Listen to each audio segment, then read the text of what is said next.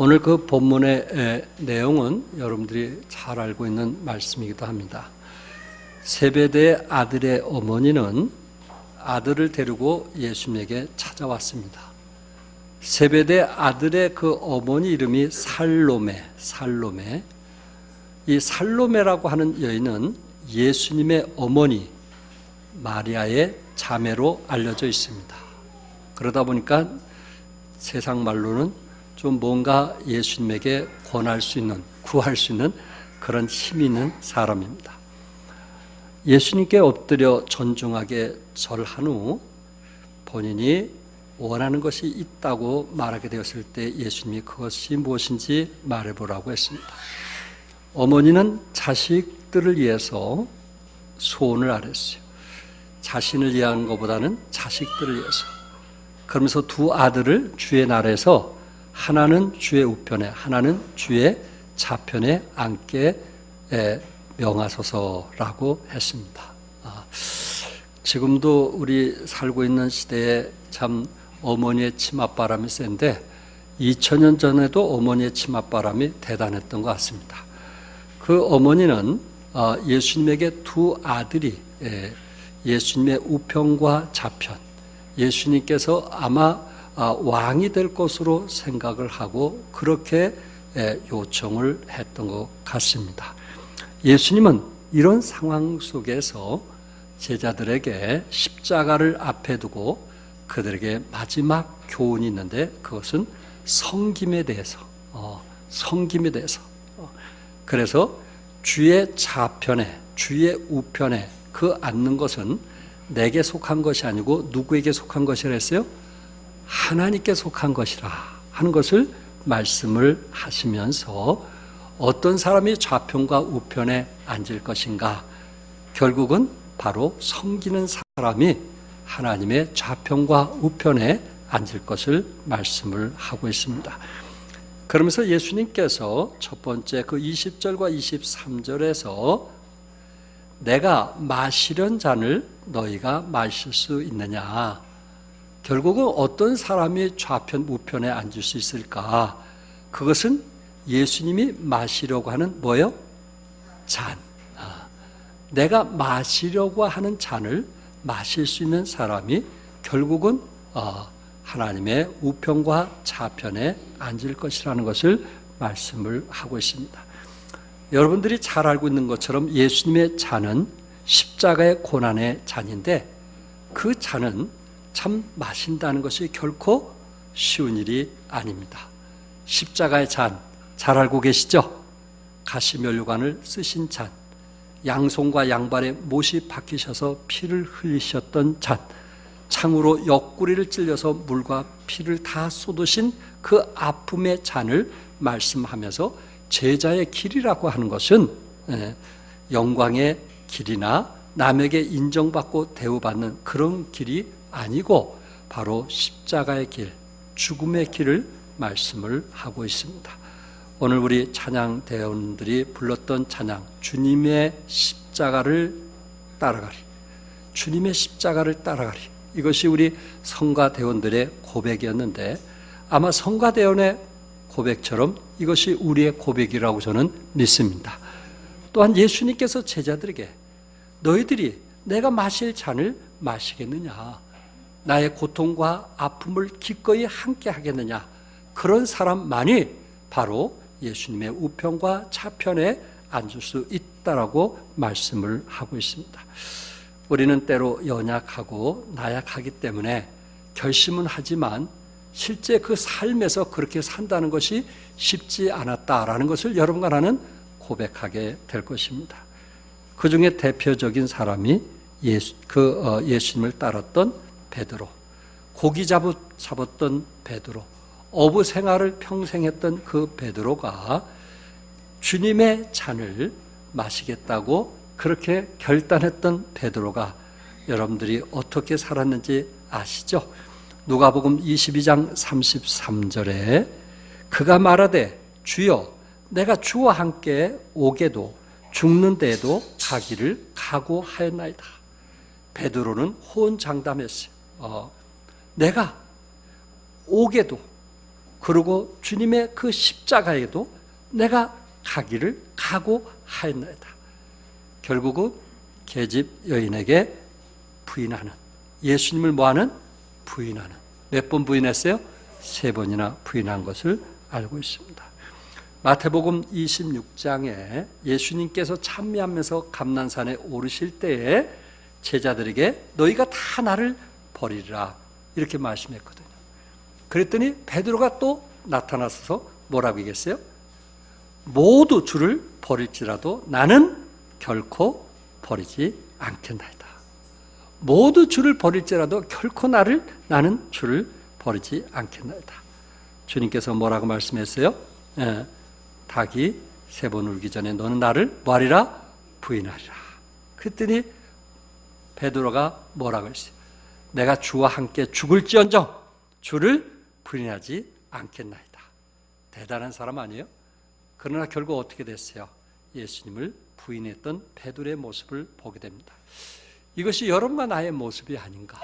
참 우리가 주님의 그 십자가를 지고 따른다는 그런 마음, 그런 결단은 잘 하는데 우리의 삶의 현장에서 딱 보면 실제적으로 참 따르지 못하는 세상과 참 더불어 살아가는 그런 경우들이 종종 있을 수 있더라 하는 것입니다. 그러나 베드로가 성령님이 그의 마음속에 임하게 되었고 그가 성령 충만하게 되었을 때에 3,000명을 그리스도께 인도하는, 구령하는 그러한 놀라운 사역자가 되었고 마지막은 십자가에 거꾸로 달려 죽는, 베드로는 죽음을 두려워하지 않는, 담대히 하나님의 복음을 증거하는 그런 베드로의 모습을 보게 됩니다. 만약에 그 상황이 있을 때 우리 주님께서 내가 마시려는 잔을 너희가 마실 수 있느냐 이렇게 질문하게 되었을 때 아마 베드로는 당당하게, 과거의 실수를 인정하면서 아마 당당하게 내가 예수님이 원하시는 잔을 마시겠나이다 라고 말할 수 있을 것입니다. 바로 주님의 잔을 마시는 자가 주님 앞에 면류관을 받게 될 것이고 또한 1000년 동안 왕노하게 될 것이고 또한 요한계시록에 보면은 하나님의 성전에 기둥이 되리라고 하는 그 말씀이 어떤 사람에게 이루어질까? 주님의 잔을 뭐하는 사람? 마시는 사람. 그러니까 여러분과 나는 우리가 이 땅에 살면서 결국 우리는 주님의 십자가를 짊어지기 위해서 가는 그리스도인 것을 믿습니다. 우리는 이 세상에 살면서 평안을 원해서는 안 돼요. 이 세상에 살아가면서 고난 없는 삶을 요구해서는 안 돼요. 때로 우리가 주님 때문에 핍박을 받고 고난을 받고 때로 대가를 치르고 희생한다 할지라도 그 길을 가야 되는 이유가 왜 그럴까요? 우리 주님이 원하시기 때문에 그렇습니다. 그 길을 가는 사람에게는 반드시 주님께서 좌의정, 우의정 또한 우리에게 수고한 대로 상으로 갚아주시기 때문에 그렇습니다. 두 번째는 오늘 주님께서 우리에게 말씀한 것처럼 큰 자는 뭐 하는 사람이에요? 섬기는 사람이에요. 누구든지 크고자 하는 자는 너희를 섬기는 자가 되고 교회 안에서 큰 사람이 누굴까요? 섬기는 사람이에요. 교회 안에서 권세가 있는 사람이 큰 자가 아니고 권세 있는 사람이 큰 자가 아니고 섬기는 사람이 큰 자예요. 누가 섬기는가? 우리는 교회 안에서 누가 큰가? 그 사람을 보려면 누가 교회를 위해서 섬기는가? 그 사람을 볼 수 있어야 돼요. 그게 성경에서 말하고 있는 것이고 그 사람이 예수님의 마음을 닮아가는 사람입니다. 예수님께서 제자들을 불렀어요. 좌의정 우의정 하는 얘기를 듣게 되었을 때 예수님께서 마지막 십자가의 죽음을 앞두고 어떻게 보면 마지막 교훈처럼 제자를 불렀어요. 왜냐하면 그 두 제자 외에는 다른 제자들은 화가 났거든요. 누구는 우의정하고 누구는 좌의정하고 그럼 우리는 뭐냐? 화가 대단히 났거든요. 그랬을 때 예수님께서 제자들을 부르면서 세상 사람들은 어떠한 것이냐? 집권자들은 임의로 주관하고 고관들은 권세를 부린다. 이것이 세상의 일이란 말이에요. 권세 가진 사람들이 부리는 거란 말이에요. 권세 가진 사람들이 아주 연약하고 나약한 사람을 도와야 되고 그들의 필요를 채워야 되는데 그렇지 않는 세상, 법을 이용하는 세상을 예수님께서 말씀을 했어요.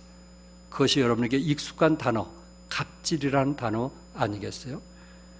대한항공 조현아 씨, 땅콩 해양 사건을 통해서 신문에 계속 나오고 있어요. 웬만하면 이제 좀 뉴스가 좀 이 정도는 끝나줘야 되는데 계속 신문에 나오고 있어요. 완전히 그 집을 완전히 그 사업을 뒤집어 엎으려고 하는지는 잘 모르겠어요. 이렇게 해본 적이 없거든요. 그런데 계속 신문 나고 어머니도 감옥에 가고 그의 동생도 감옥에 가고 대한항공이 뭘 잘못했는지는 알 수 없지만은 우리에게 보여준 건 뭐였어요? 갑질이 얼마나 나중에 대가를 치르는가 하는 것을 우리에게 보여주고 있어요. 여러분과 내가 살고 있는 이 시대는 어떤 시대요? 어떻게 보면은 유교적 리더십이 바로 이런 계급, 지향적인 혹은 권력 지향적 문화를 만들어 오지 않았는가? 우리 한국 사람들이 모인 곳에 3, 4, 5 끼리끼리 이렇게 모인 곳에 여러분들이 새로운 사람이 오면 뭐부터 물어요? 뭐부터 물어요? 나이가 어떻게 되시오? 나이가 서열을 정하려고. 내가 대우받을 사람인가 대접할 사람인가 서열을 정하려고. 그래서 나이가 한두 살 적으면 말을 딱 놓기 시작하는 거예요. 서열을 정하는 거예요. 우리 한국 사람들은. 그러니까 그 사람이 어떠한 인물인가 그게 중요한 것이 아니고 나이가 어떠한가, 학교에 몇 회생인가, 그거 갖고 우리는 대부분 한국 문화는 논하게 되어 있습니다. 이 사람이 윗사람인가 아랫사람인가. 그래서 어떤 선교사님이 우리 한국의 그 이 방에도 윗사람이 앉을 방과 아랫사람이 앉을 방이 있다는 거예요. 윗묵과 아랫묵.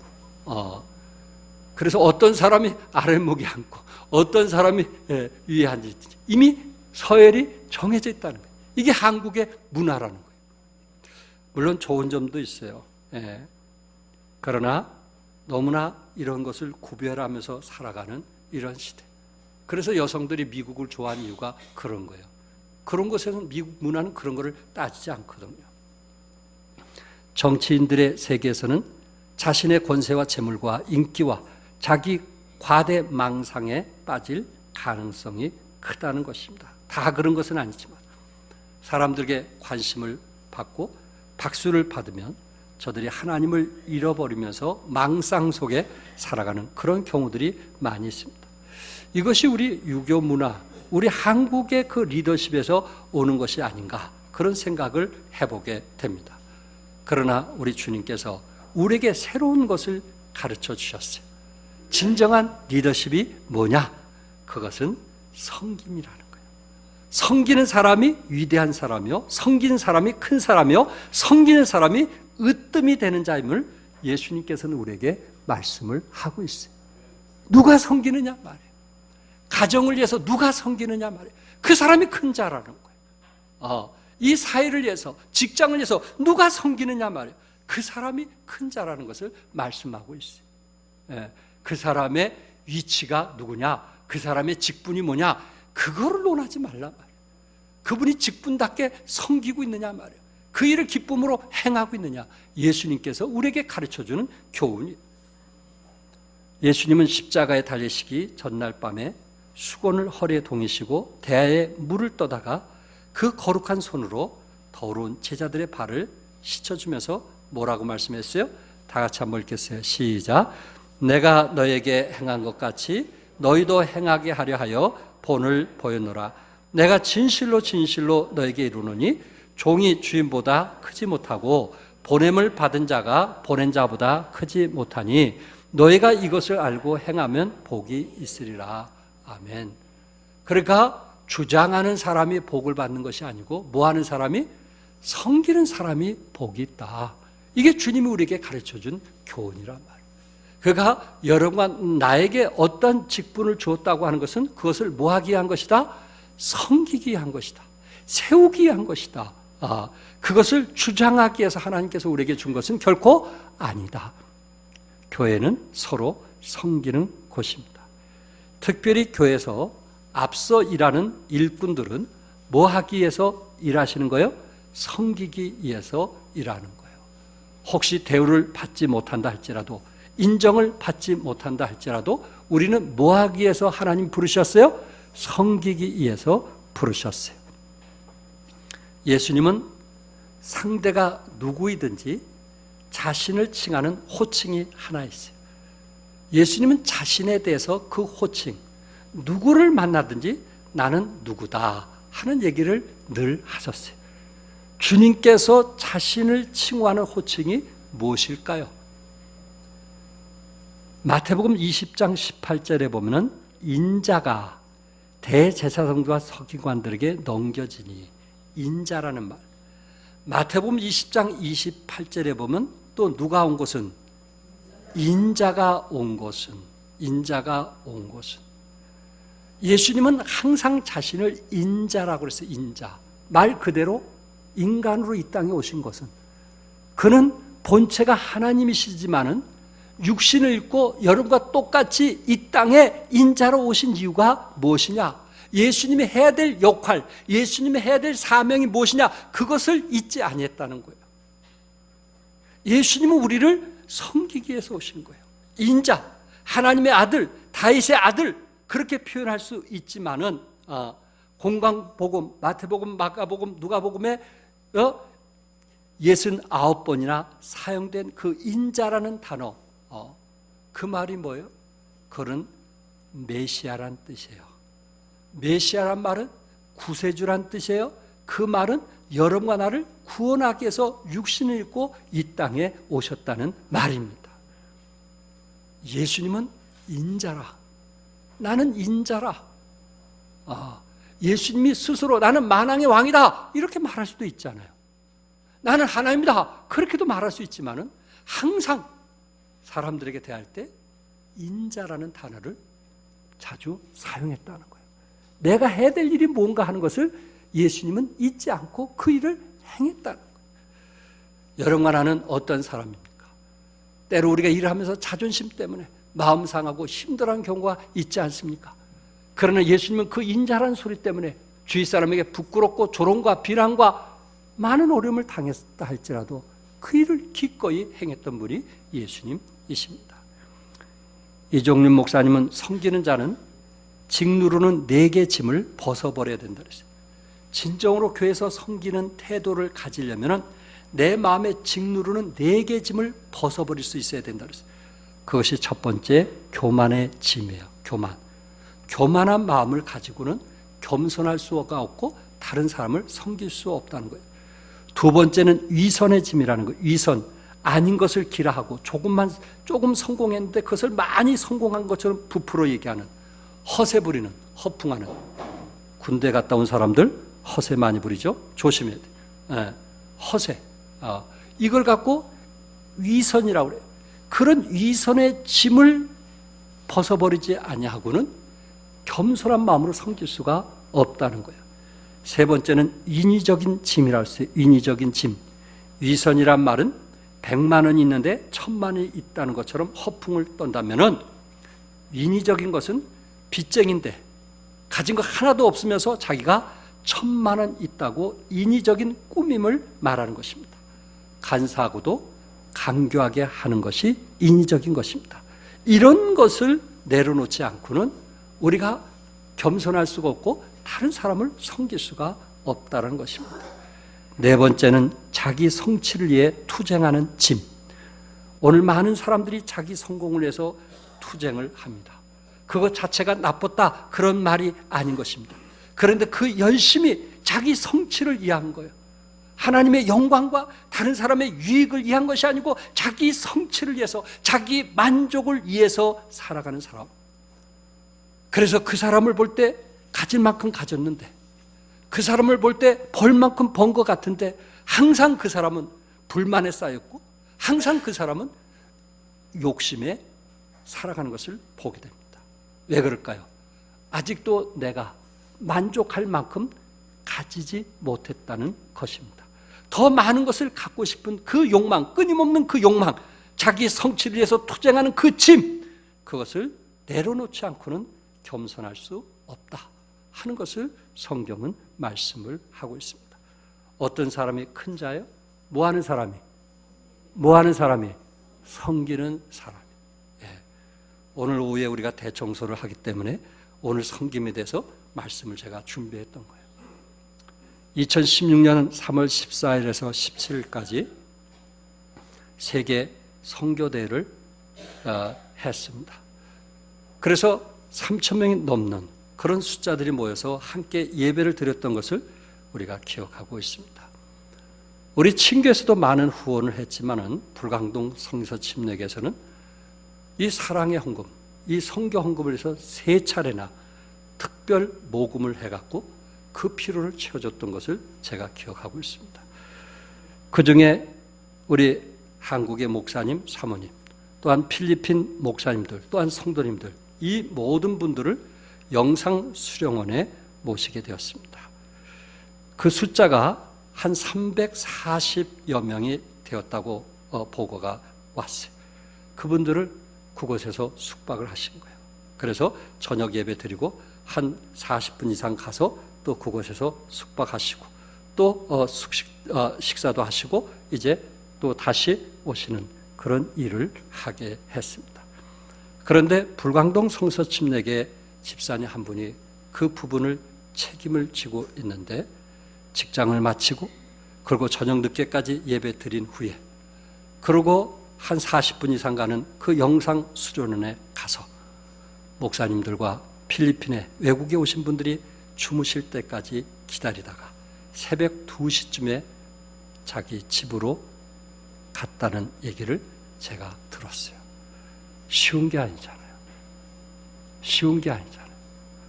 정말 그 선교 집회를 위해서 기꺼이 시간까지 내시고 그리고 그분들을 섬기기 위해서 목사님들과 필리핀에 많은 주위에 있는 분들을 섬기기 위해서 새벽 2시까지 때로 쓰레기를, 때로 청소로, 때로 다른 일을, 그분의 지위는 제가 말씀드리지 않겠어요.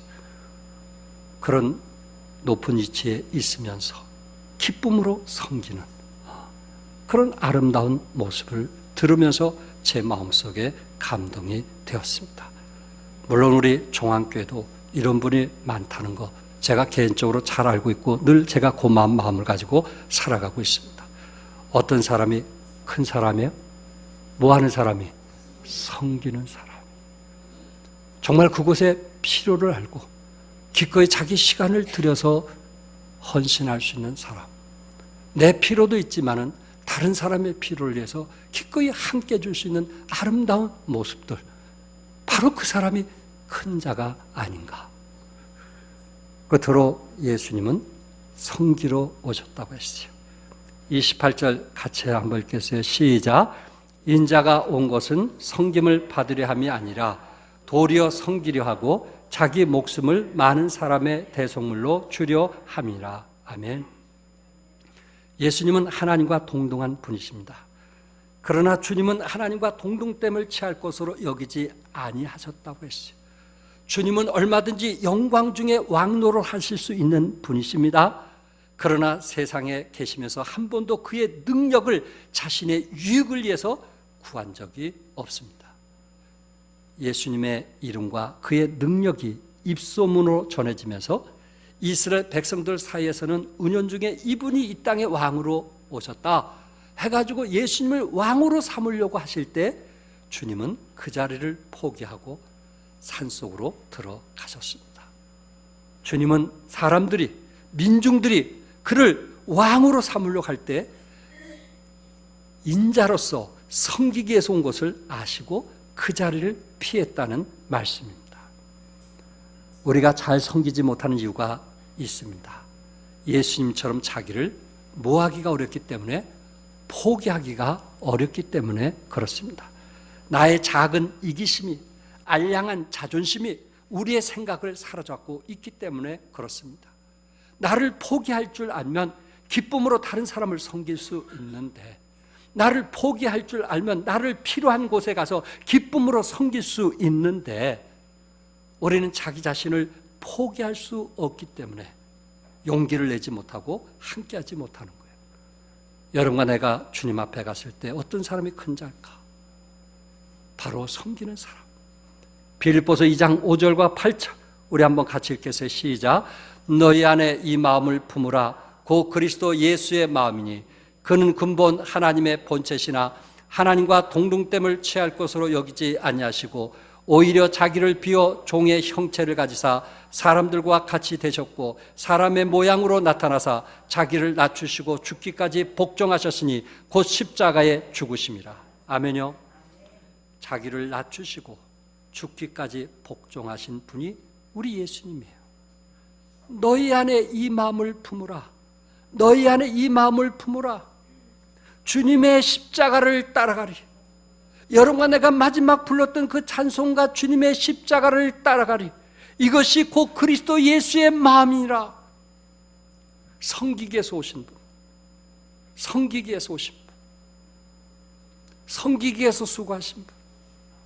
누가 섬기는지 한번 보세요. 누가 수고하는지 한번 보세요. 그분이 큰 자예요. 그분이 큰 사람이에요. 인류는 수많은 유형의 리더십을 시험을 했어요. 카리스마적인 리더십이라든지 권위의 리더십, 별 리더십들이 참 우리 주위에 책들이 많이 있어요. 그런데 최근에 가장 건강한 리더십이 뭐냐? 누구든지 리더가 되려는 사람이라면 먼저 봉사하는 법부터 깨우쳐야 된다라는 그 책이 나왔는데 그게 섬김의 리더십이라는 책이 처음 나왔어요.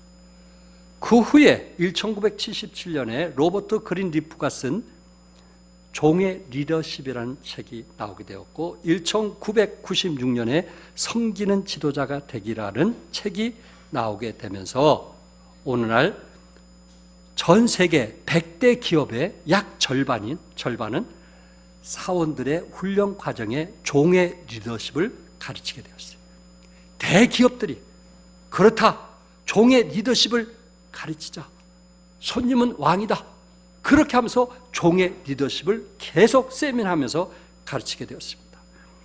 성균관 대학교에서도 차동옥 교수님이 서번트 리더십, 종의 리더십을 가르쳤고 숙명여대에서도 4대째 총장이었던 이경숙 총장님께서 그 학교에 종의 리더십을 학교에 이제 그 받아들이고 학생들에게 이수해야만 졸업하도록 했던 것입니다. 한국에도 세계적으로도 이 종의 리더십이 많이 알려지고 있습니다.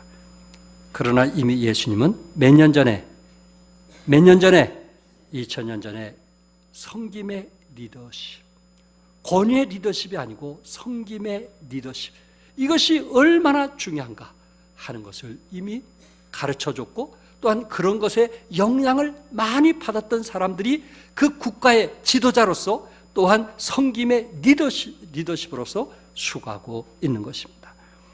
영국 의회의 중앙홀에는 역사적으로 위대한 인물들의 동상이 세워졌다고 합니다.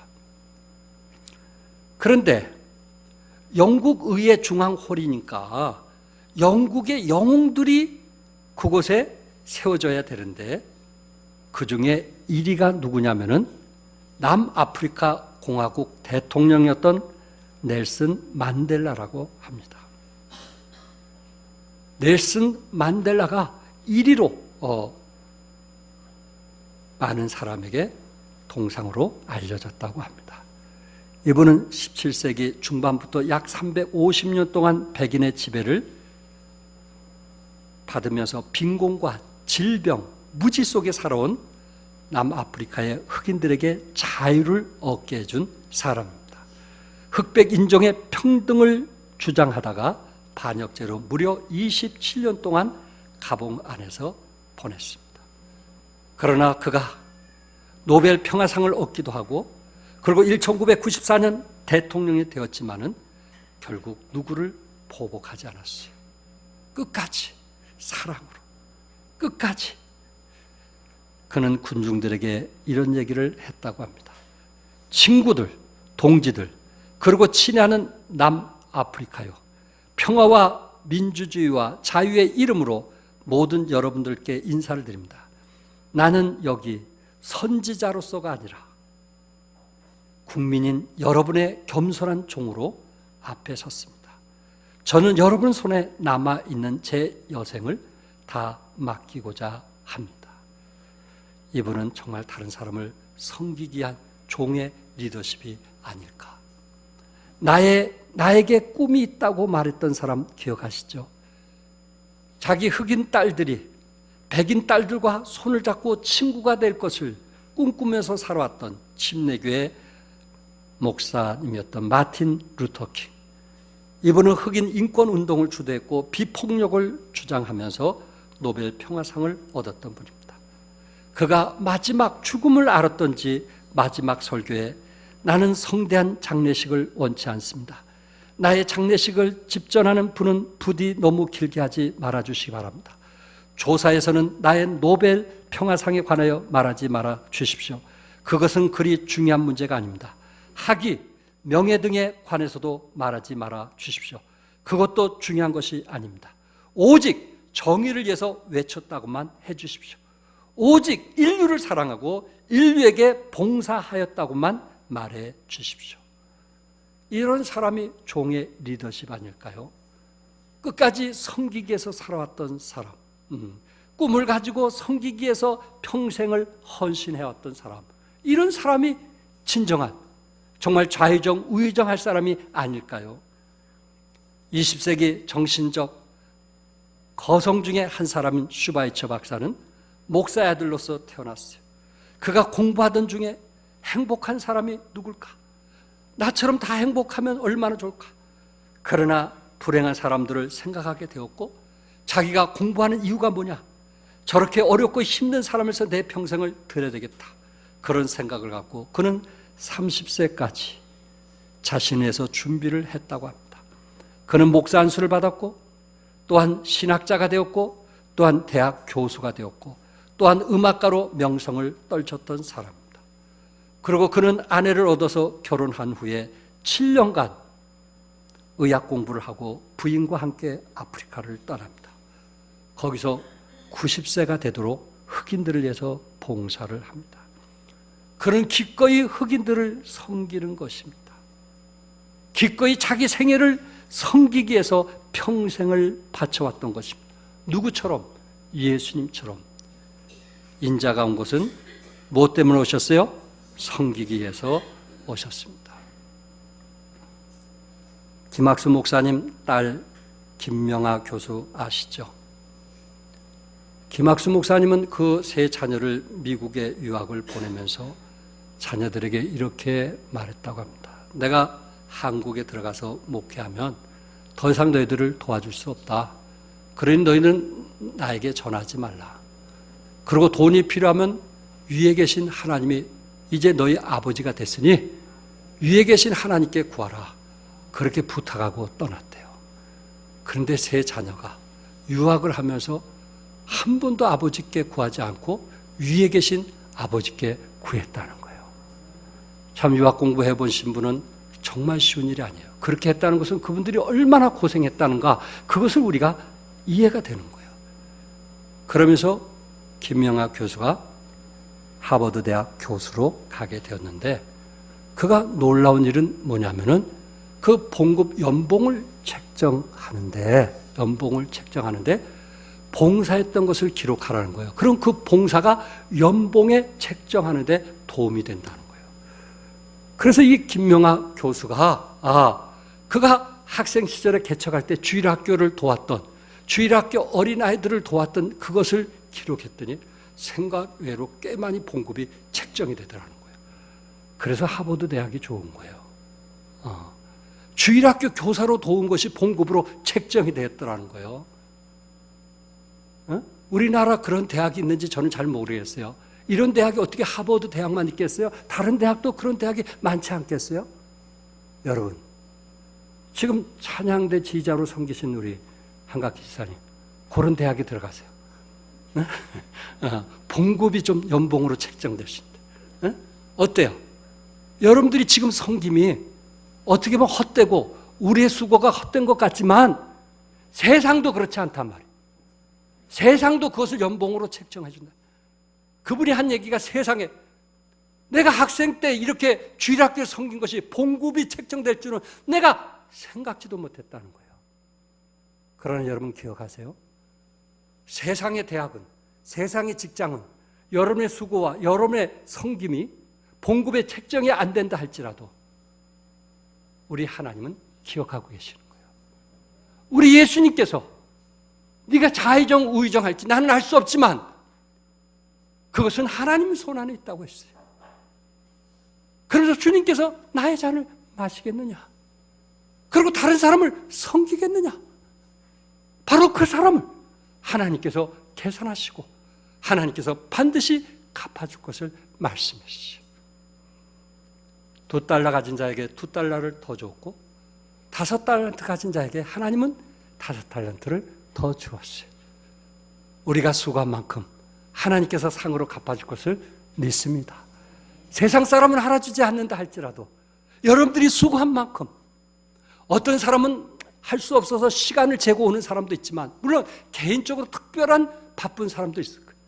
그렇지 않은데 집에 있으면서도 시간을 겨우 맞춰서 오는 사람, 어떤 사람은 미리 와서 섬기는 사람, 어떤 분이 하늘에 상이 있을까요? 어떤 분이 하나님께서 기억하실까요? 사랑하는 성도 여러분, 반드시 우리의 섬김은 하나님이 기억하신다는 것을 아시고 이 섬김이 우리에게 즐거움이 되시기를 주님의 이름으로 축복합니다. 기도하겠습니다.